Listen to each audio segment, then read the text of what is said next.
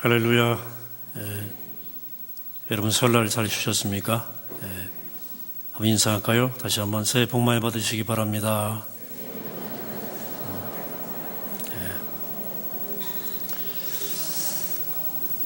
요즘 수요일날 성서 강해는 고린도 전서입니다. 고린도 전서는 우리가 초대교회 공동체 분위기를 이해하고 초대교회가 당면했던 문제들을 통해서 얻는 지혜와 교훈이 무척 많은 책입니다. 고린도는 당시 지중해 연안에서 타락의 도시로 매우 유명했던 것입니다. 보통 내륙의 도시보다도 해안 도시들이 도덕적으로 해이하고 또 성적으로 타락한 경향이 좀 있었죠.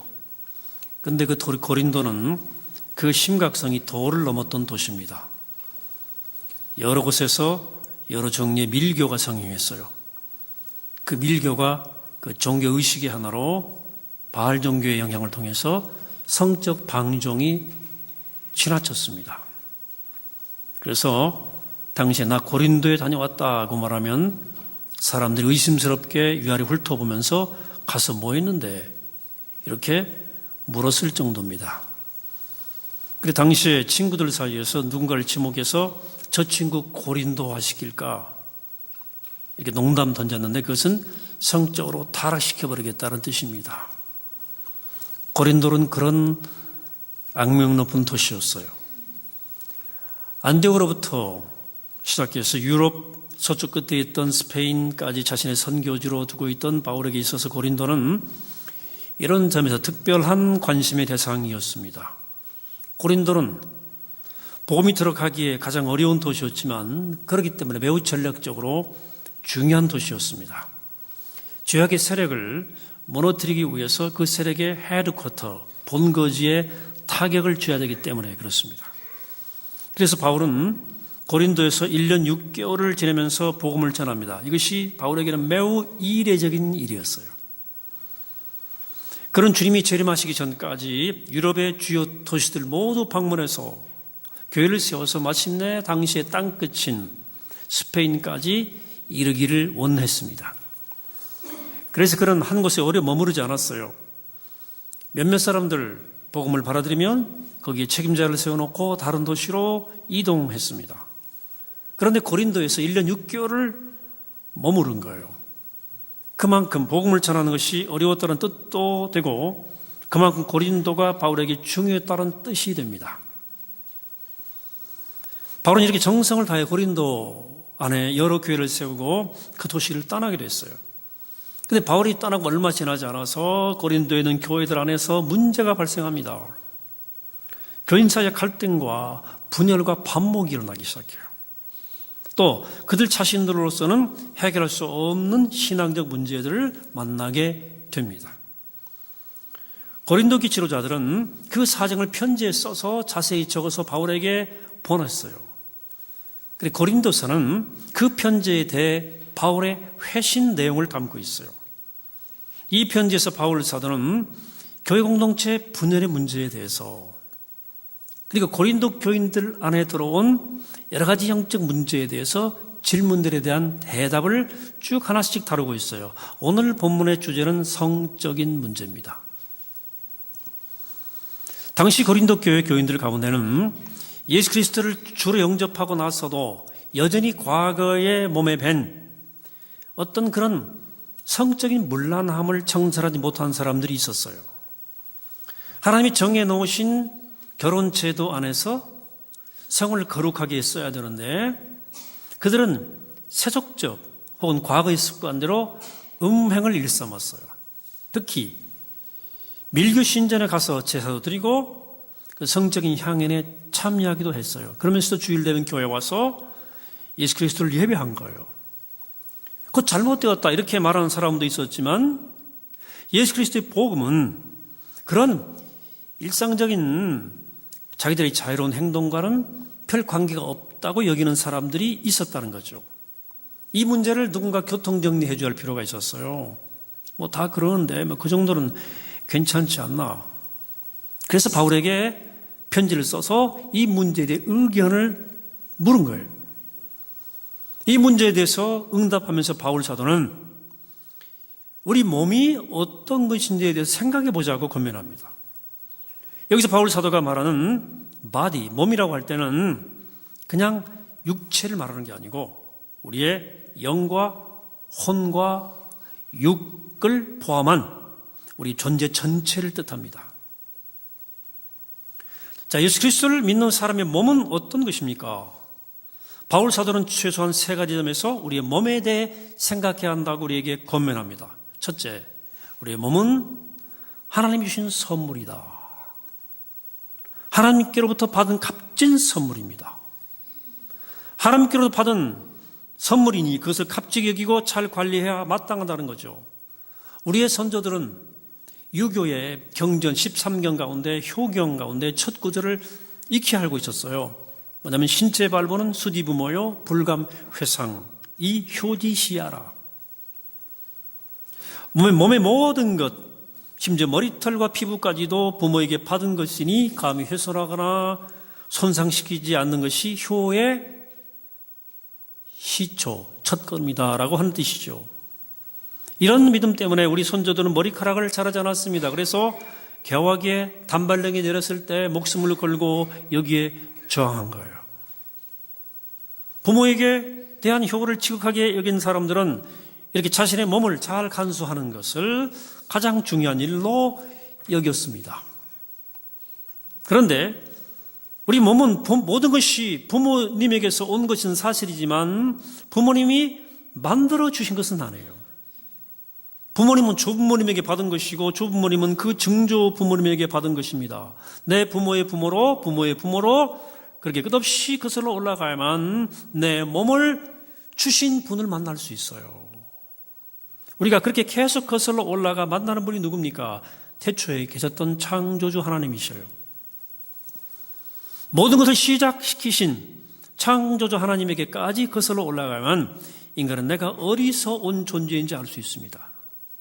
때문에 효경의 이 구절 이렇게 바꾸고 우리는 읽어야 돼요. 신체 발부른 수지천주니 불감 회상이 신지시하라. 몸의 모든 것 심지어 머리털과 피부까지도 하나님께 받은 것이니 감히 훼손하거나 손상시키지 않는 것이 믿음의 첫걸음이다.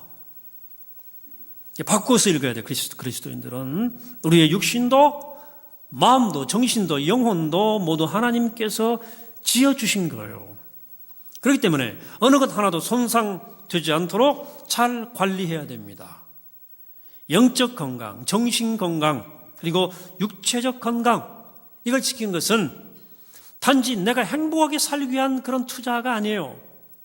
그것은 나를 지은 하나님에 대한 존경과 감사와 믿음의 표시입니다. 누군가 나에게 귀한 선물을 내가 함부로 한다면 그걸 준 사람을 모욕하는 행위예요. 자, 문제는 어떻게 하는 것이 몸을 손상시키는 것이고 어떻게 하는 것이 몸을 잘 지키는 것인지 혼돈한다는 데 있죠. 효경에 나오는 이 글을 두고 어떤 사람이 이렇게 질문을 했어요. 아니 저런 시대 사람들은 효경의 가르침을 지키기 위해서 머리 깡자고 상투를 들었지 않습니까? 그러면 왜 손톱은 깎았습니까? 말되지요? 좀 장난 같지만 효경에서는 몸을 잘 지키는 것이 효도라 그랬고 바울 사도는 몸을 잘 관리하는 것이 믿음이라 그랬는데 몸을 잘 지키는 것이 무엇입니까? 몸이 어떤 상태로 있던 자연 상태 그대로 두는 것을 말합니까? 이거 아니죠. 여러분 다 아시죠? 몸의 역할을 제대로 할 수 있도록 잘 관리하라는 뜻이에요. 손이 제 역할을 잘 하려면 손톱을 깎아줘야 됩니다. 당연하죠. 때로 몸 전체를 살리기 위해서 신체 일부를 제거해야 할 때도 있어요. 중요한 것은 몸 전체가 제 역할을 감당할 수 있도록 잘 관리하는 것을 말해요. 그냥 욕심에 끌려가지고 폭식폭음해서 몸을 막 망가뜨리지 말고 아무거나 보고 즐김으로써 정신 망가뜨리지 말고 영적 생활에 게을러서 영혼 망가뜨리지 말라 하는 거예요. 음식을 절제하고 규모 있는 생활을 하는 육체적 훈련과 아름답고 정결한 것을 많이 접하도록 하는 정신훈련과 말씀과 기도를 통한 영적 훈련을 열심히 해서 몸 전체를, 바디 전체를 건강하게 관리하라. 이게 신앙이다 하는 거예요. 하나님이 주신 거니까. 둘째, 하나님은 예수 그리스도의 생명의 몸값을 지불하고 우리의 몸을 사셨어요. 예수 그리스도 안에서 구속된 우리는 예수 그리스도의 몸의 지체가 되었어요. 그래서 바울은 오늘 20절에서 우리가 값으로 산 것이 되었다. 하나님이 우리를 값을 치르고 샀다고 강조해요. 우리 모두는 원래 하나님을 떠났어요.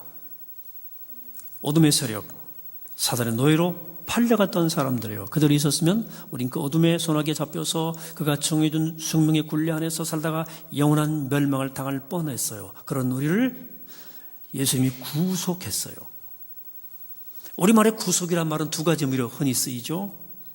하나는 무엇에 갇혀 있을 때 구속되었다. 근데 이 붙들려 있는 사람을 몸값을 주고 풀어내는 건 역시 구속이라고 얘기해요. 하나님께서는 사탄에게 결박된, 구속된 우리를 예수 그리스도의 생명의 몸값을 지불하고 구속, redeem, 해방시킨 거예요. 우리의 존재는 창조도 하나님에 의해 지어졌으며 예수 그리스도의 생명으로 구속되었다. 이 두 사실을 꼭 기억해야 됩니다. 이래야 우리의 존재의 무게가 우주의 무게보다 더 크다는 사실을 깨닫게 돼요. 뿐만이 아닙니다. 우리 존재는 예수 그리스도의 거룩한 몸, 즉 교회의 거룩한 지체가 되었어요. 그래서 바울은 말합니다. 너희 몸이 그리스도의 지체인 줄 알지 못하느냐? 여러분, 성북교회 교인이라는 사실을 어떻게 느끼시는지요? 부디 자랑스럽게 느끼시기를 바랍니다. 하지만 그보다 더 중요한 사실이 있습니다. 우리가 성북교 교인됨으로 예수 그리스도의 바디, 몸의 지체가 되었다는 사실입니다. 우리 이 땅에 세워진 한 교회 교인됨으로써 예수 그리스도의 보이지 않는 거룩한 몸의 지체가 되는 거예요. 예수 그리스도가 누굽니까? 온 천하를 지으신, 온 우주와 생명을 지으신 창조 하나님과 동일하신, 동등되신 하나님의 아들. 그가 누군지 생각하면 내가 그분의 몸의 한 일부 분신 지체가 되었다는 것은 너무나 감격스러운 사실입니다. 여러분, 평창 올림픽에서 국가대표 마크 달면 여러분 딸의 아들이 거기 나갔으면 얼마나 자랑스럽겠습니까? 그러니까 우리는 만왕의 왕 예수 그리스도의 지체예요. 또 다른 예수로, 예수의 분신으로 살아가는 거예요. 이걸 안다면 우리는 우리의 존재를, 우리 몸을 절대로 함부로 할 수 없어요. 고린도 교회인들 가운데 음행을 일삼는 사람들을 생각하면서 바울은 이렇게 말합니다. 오늘 15절에서 너희 몸이 그리스도의 지체인 줄 알지 못하느냐? 네가 그리스도의 지체를 가지고 창녀의 지체를 만들겠느냐? 결코 그럴 수 없느니라. 창녀와 합하는 자는 그와 한 몸인 줄을 알지 못하느냐? 몸 함부로 쓰는 사람들은 육신은 육신이고 영혼은 영혼이라고 생각했어요. 누군가와 성적 관계를 맺는 것은 육체일 뿐이라고 생각했어요. 하지만 바울은 절대 그렇지 않다. 성적 관계를 맺는 것은 그 사람에게 자신의 영과 혼과 육을 다 내주는 것이고 전 인격적으로 하나가 되는 매우 심각한 사건이라고 얘기한 거예요. 매우 중대한 사건이다. 그러므로 성적으로 부정한 관계를 맺는 것은 예수와 함께 거짓하는 거고 예수의 거룩한 지체를 부정하게 만드는 것이라고 말하는 거예요. 이건 단순한 인간적 욕망의 문제가 아니라 예수 그리스도의 거룩한 몸의 문제라. 셋째, 바울 사도는 우리 몸이 성령이 거하시는 거룩한 성전이라고 말합니다. 19절에서 너희 몸은 너희가 하나님께로부터 받은 바 너희 가운데 계신 성령의 전인 줄 알지 못하느냐? 예수 그리스도를 진실되게 주님으로 영접하고 그리스도의 주권을 인정하며 살아가는 사람에게 성령께서 함께 하십니다. 성령이 그 마음을 만지지 않고는 그 같은 믿음의 변화가 고백이 일어날 수 없어요. 그러므로 예수 그리스도를 믿는 사람 안에는 모두 성령이 거하고 계시고, 믿는 사람들이 함께 모이는 교회 안에도 성령께서 운행하시고 활동하십니다. 내가 느끼지 못해도 성령께서는 내 안에 거하십니다. 그러므로 나의 몸, 내 영과 혼과 육은 합하여 하나님의 성전입니다. 그렇기 때문에 믿는 사람들이 모이는 교회도 성전입니다. 예배당이 성전이 아니라 믿는 사람들이 모인 몸이 성전입니다. 작은 성령을 보신 성전들이 모여서 거대한 성전을 이루는 거예요. 우리 사실을 인정하고 항상 의식하고 살아가야 됩니다. 영적 여정을 걸어가는 데 있어서 느낌 혹은 감정은 매우 중요합니다. 이걸 잘 이용해야 영적 여정을 신나게 걸어갈 수 있어요. 느낌, 요즘 잘 쉬시니까 느낌 좋으시죠? 네, 예배 올 때 오늘 주일날 잘 편히 쉬고 나오셨겠습니다만은 느낌 좋을 때는 좋죠. 저 같은 사람은 쉬면 너무 힘들어요. 주일날 긴장 유지가 안 돼가지고 풀어져가지고 이게 막 정신 똑바로 차려야 됩니다. 주일날, 연휴 다음에 주일날은. 어쨌든 그러나 느낌이라는 것은, 감정은 늘 움직이기 마련이고, 그래서 느낌이나 감정에 따라 살면 속아 넘어갈 수 있어요. 우리는 느낌이나 감정이 아니라 하나님의 영적 진실, 하나님 약속의 말씀 위에 서야 돼요. 예수 그리스도를 주로 영접하고 거듭난 사람에게는 성령이 내주한다는 약속을 기억하고, 내 느낌이었으면 기분이 안 좋고 뭐 아닌 것 같아 이래도 그런 줄 알고 믿고 살아가야 돼요.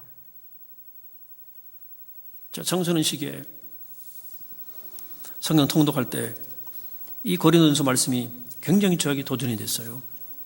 내 몸이 하나님이 성령이 거하시는 거룩한 성전이다.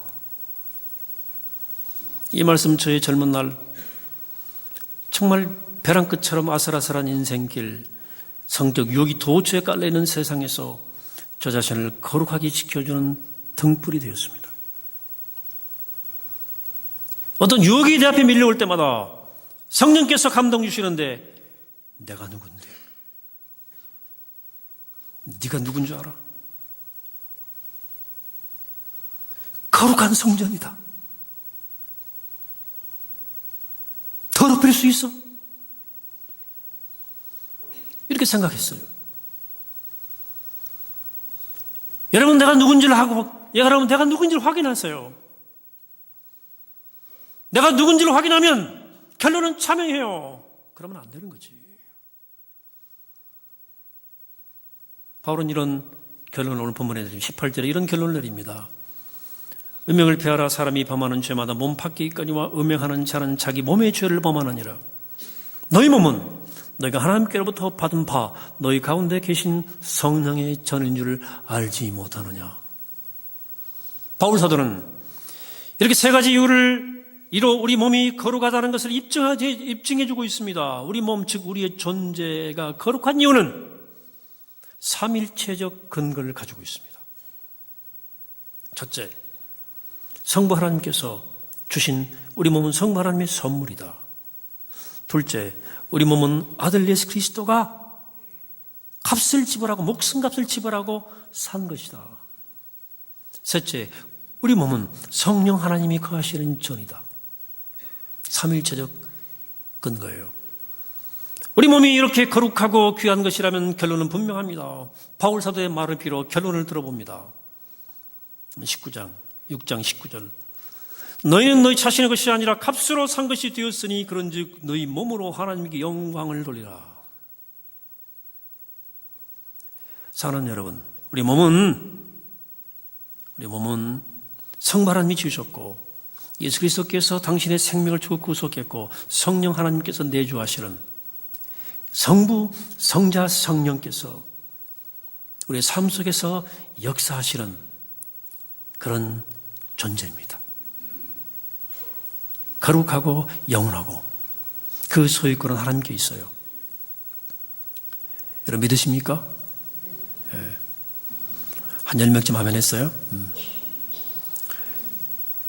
아멘도 중요하지만 이 믿음이 늘 안에 살아있어야 돼요.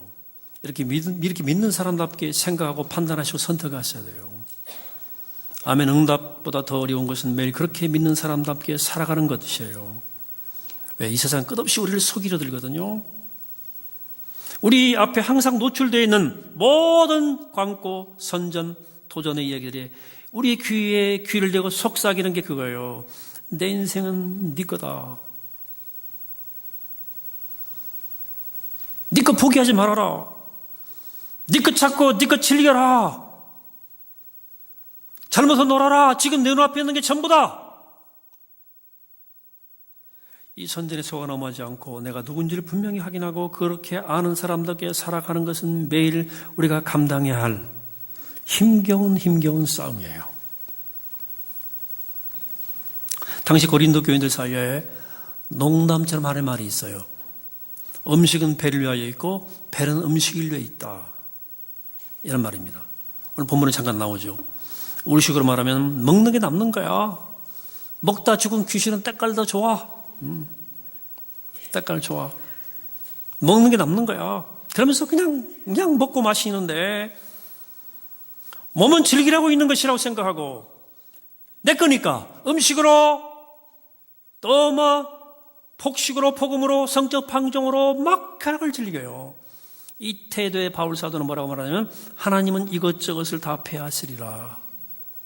먹고 마시는 것을 위해 살면 먹고 마시는 것과 함께 우리의 존재도 그냥 사라져버린다는 거예요. 그리고 이렇게 말씀하십니다. 13절에서 몸은 음란을 위하여 있지 않고 오직 주를 위하여 있으며 주는 몸을 위하여 계시느니라.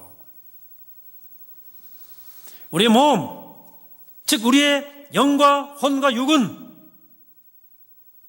내 마음대로 음행하고 탐식과 같은 육체적 만족을 추구하기 위해서 지어진 것이 아니라 주님의 뜻을 이루기 위해 지어진 것이라는 뜻이에요.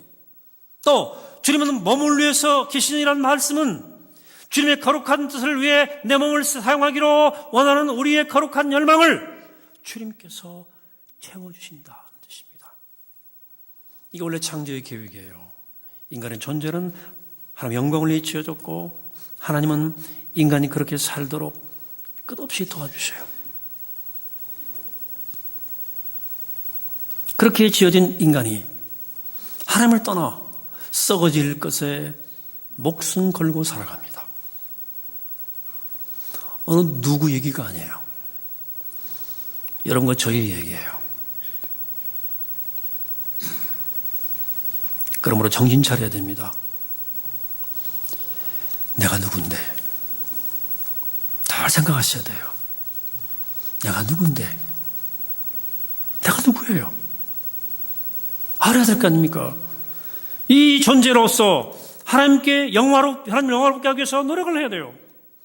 자, 우리 몸으로 하나님을 영화롭게 하는 길은 두 가지가 있어요. 첫째는 우리 영과 혼과 육을 건강하게 유지하고 거룩하게 유지하는 거예요.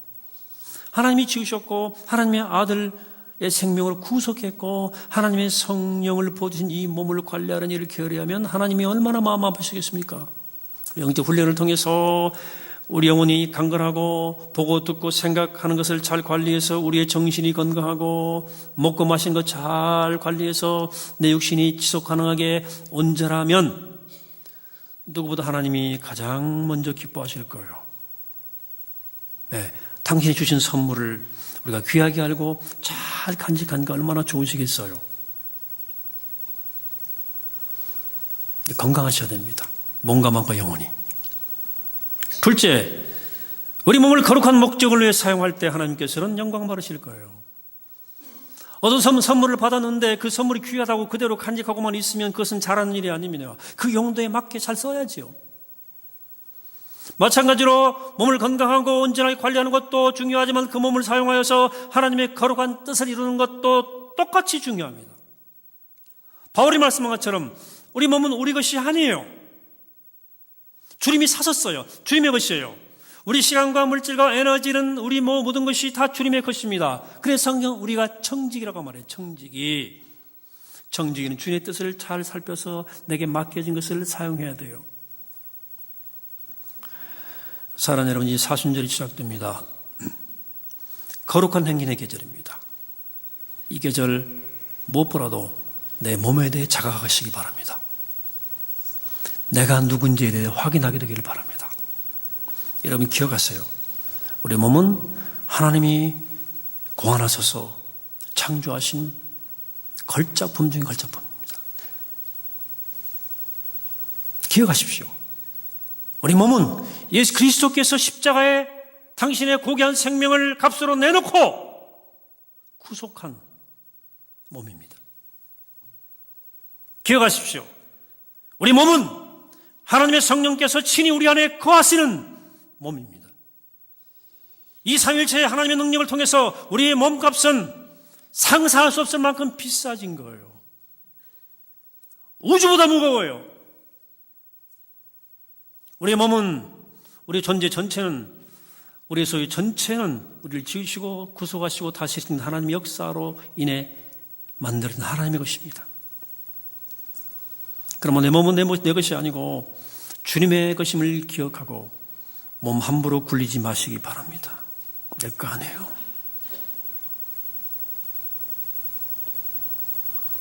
더럽고 추하고 부정한 것으로 우리 몸을 더럽히지 마시기 바랍니다. 여러분 향해 의욕을 만날 때마다 내가 누군데? 라고 생각하면서 거룩하게 살기를 애쓰시기 바랍니다. 우리의 생명이 썩어 없어져 버릴 것에 위해서 다 허비되지 않도록 영원하고 참된 것을 위해 쓰일 수 있도록, 값지게 쓰일 수 있도록 하셔야 됩니다. 하나님이 기뻐하시는 일이에요, 이게 주께 영광되는 일입니다. 우리 인생에 꽃피어나는 길이에요. 이게 바로 예수 그리스도가 걸어가신 길이에요. 주님은 자신의 몸을 하나님께 하나님의 뜻을 위해 온전히 드렸어요. 그게 십자가의 길을 가신 거예요. 그리스도의 피로 값주고 산 우리도 마땅히 우리 몸을 들여 하나님의 기뻐하시고 사랑하는 뜻을 이루며 살아가야 하지 않겠습니까? 사랑하는 여러분, 이 사순절 동안 바라기는 날마다 오늘의 나 된 것, 나의 존재가 하나님의 은혜임을 깨닫고 우리 몸으로 향기로운 제사를 드리는, 날마다 그렇게 드리는 주의 백성들이 다 되시기를 이 아침에 주의 이름으로 간절히 축원합니다. 기도하시겠습니다.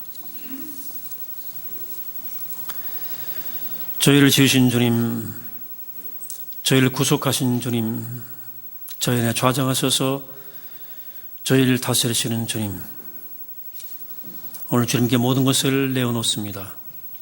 저희들의 몸도, 저희들의 시간도, 물질도 주 앞에 내어놓습니다. 하나님 받으셔서 영원하고 참된 것을 위해 쓰임받도록 주님이 사용해 주시고 우리의 삶을 더 경험하여 주시고 주여 온전하게 쓰임받도록 축복하여 주옵소서. 감사드리옵고 예수 그리스도의 이름으로 간절히 기도하옵나이다. 아멘.